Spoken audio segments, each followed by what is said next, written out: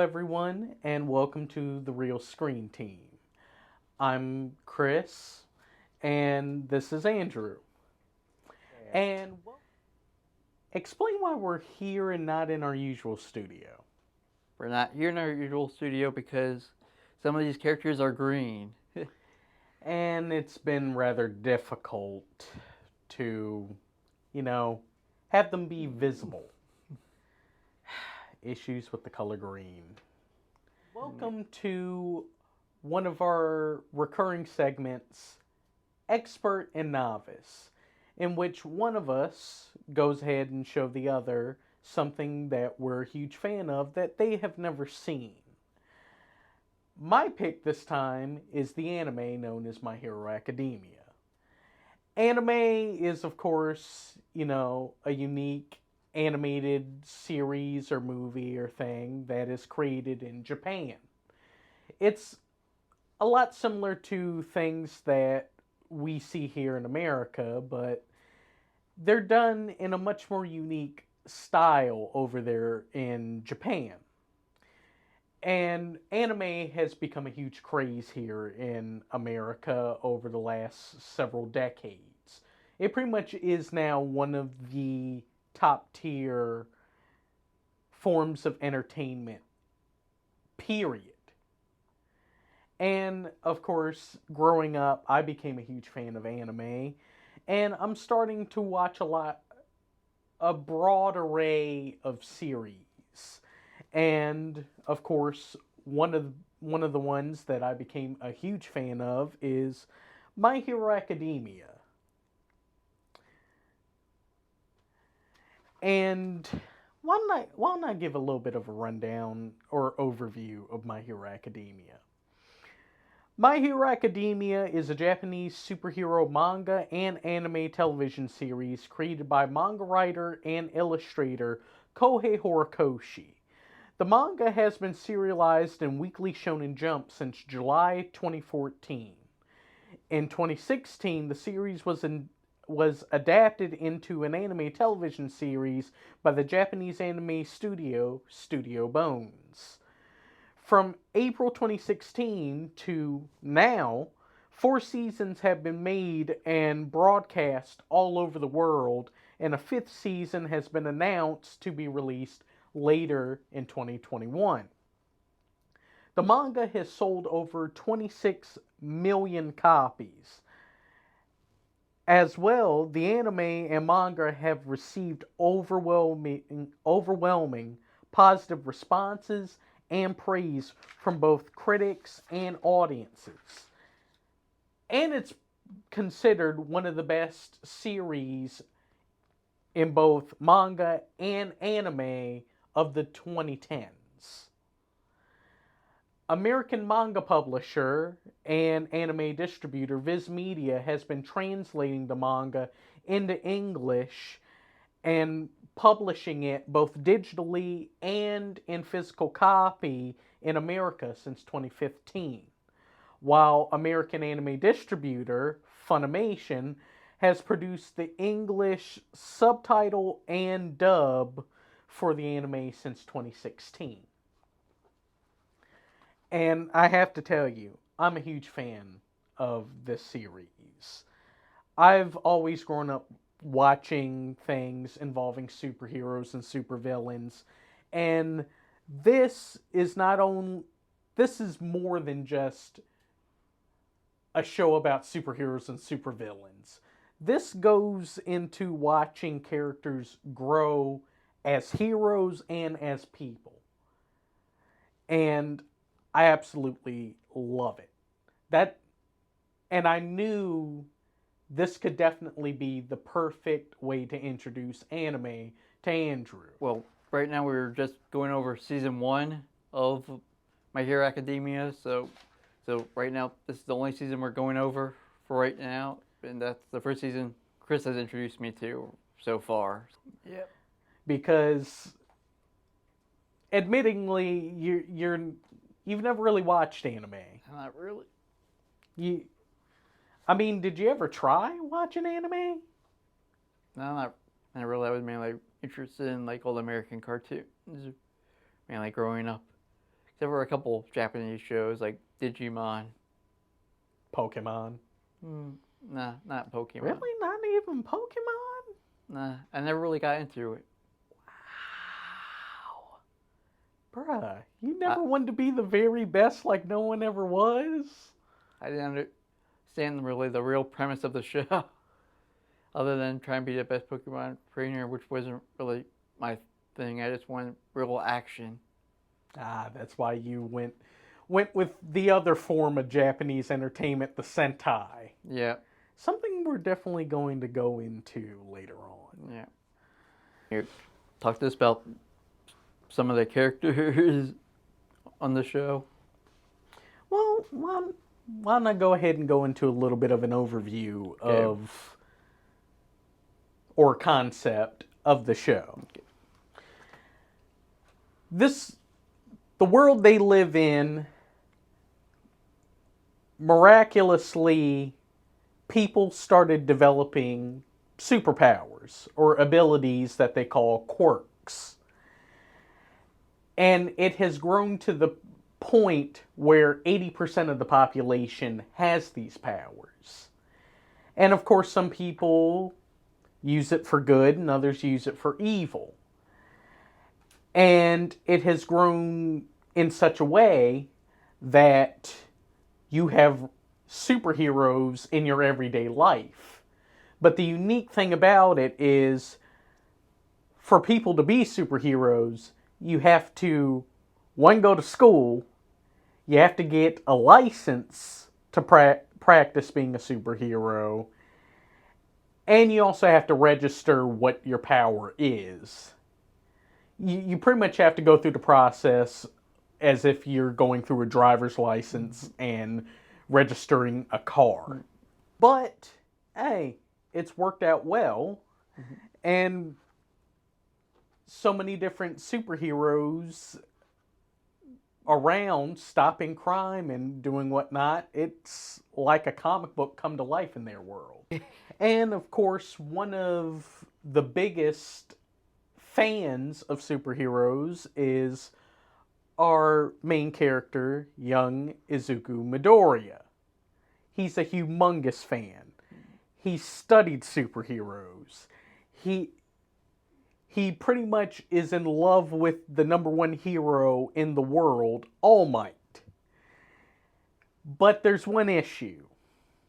You know how I said 80% of people develop powers and abilities? Unfortunately, Midoriya was the one who didn't develop powers. And it crushed him at a very young age. But he never gave up the idea that he could be a hero. And that actually turned into a reality one day when he met All Might. All Might is the number one hero. The man's incredible. He's practically... How would you explain his character? I say he's a mixture of Superman and Booster Gold from DC. Very powerful, but very... egotistical. He can be egotistical. A bit of an ego, but he means well. Yeah. And he's hilarious. Just the fact of him just yelling, "I am here!" is just hilarious. I am here! Showing his determination and ability of being a hero, despite the fact he doesn't have any powers, influenced All Might into saying, this kid definitely has what it takes. I'm going to bring him under my wing, and I'm going to help him become a hero. And who knows, maybe he could be the new number one hero. But I watched season 1 with you already, since you introduced me to it on one of the times that we were just hanging out at your house. I wasn't really that interested, but now actually watching the first 13 episodes. I've pretty much gotten into it. Pretty much, I recommend it to anyone who has kids or knows someone who's an anime fan to watch it, Um, or someone or if you're gonna show it to kids, you might want to treat it more like a PG-13 movie, because yeah, things get intense in this show. You see people get hurt. You see people get injured. Later on down the line, you're gonna see characters die, and it's not gonna be pretty. Yeah. You know, kind of treat this a lot like a Marvel movie. Yeah. And there may be a few instances where there might be some foul language. Yeah. And season 1 was basically going into your own sort of season, basically. Yeah, pretty much a pretty rough introduction. Yeah. You know, we get introduced to Midoriya. We get introduced to another majorly important character.